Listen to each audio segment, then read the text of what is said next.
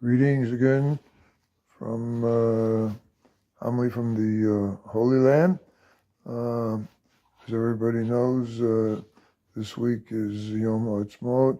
It's Israel Independence Day, and the day before that here is called Yom Hazikaron, Day of Remembrance. It's, I guess, the Jewish Memorial Day, but it's not a day when everybody goes out picnicking into the parks.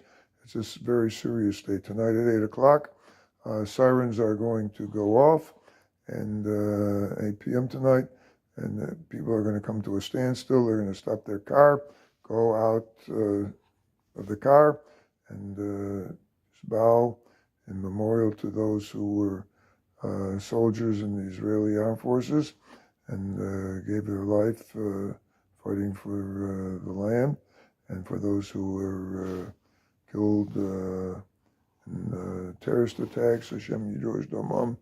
And then again tomorrow, either 10, 11 o'clock, the sirens will go off again, and the same thing, traffic will come to a halt, and people in the street will stop, or in their homes when they hear these blasts of the sirens. It goes for 2 minutes, and we'll again remember those who were fallen in battle and taken by terrorist acts.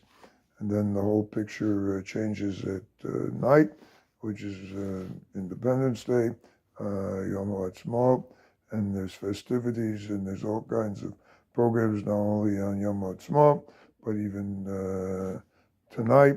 I'm going to one at the Basic Knesset Sanosi up the block. There's going to be a chazanish rendition, yes, a Kirmoli and so on. And the rabbi of the shul is going to talk about his experiences and about the story of his brother who was killed in one of the battles defending this country. And this is going on all over the country. And but you have to understand, I think, one thing, and certainly living here, there's magic in this land.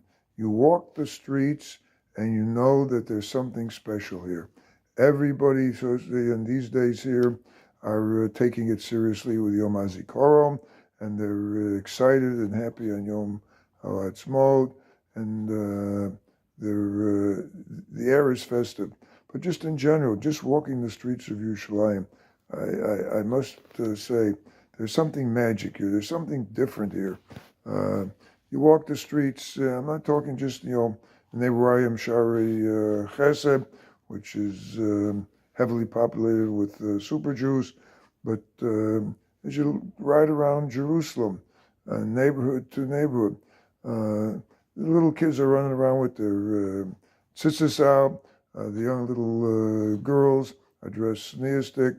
Even the normal type of adult, the males are going to be wearing shorts, a fancy sporty T-shirt, and their tzitzis are out.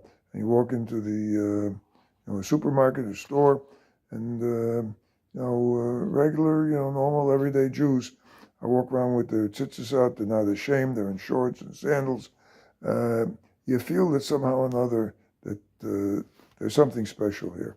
And the question that, and Rabbi Soloveitchik has mentioned this many times, there's now a book coming out that has a collection of all his speeches about Eretz Yisrael over the years, and I plan to get it, and I think it's worthwhile. But the bottom, even Rabbi Soloveitchik says, there's something about Eretz Yisrael. He wasn't running to say that this is, Smichas Guresh, Smichas Gudosenu, Mashiach is coming tomorrow morning, and you hope for it. But so there's something here. Something has got to be here. And the question that he posed is, why is it our generation? What happened here? And why not in the years of the Vilna Gaon did HaKadosh Baruch Hu bring some type of a geula? And over the times of the Rambam, these were Jews who were great Talmidei Chachamim. There was learning going on, and yet it's in our generation, and it keeps on growing. There are more and more people making Aliyah. There's more building going on here. The national bird of Israel is the crane. We have our own independent army, or Air Force.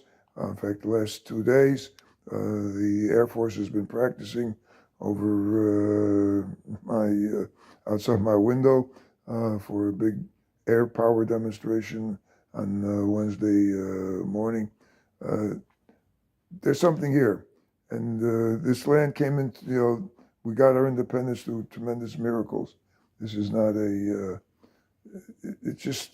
it's miraculous. Even Johnson, in his famous book on the Jews, says that the many countries gained independence over the last number of years, but the only one that came in through total miracles is Eretz Yisrael.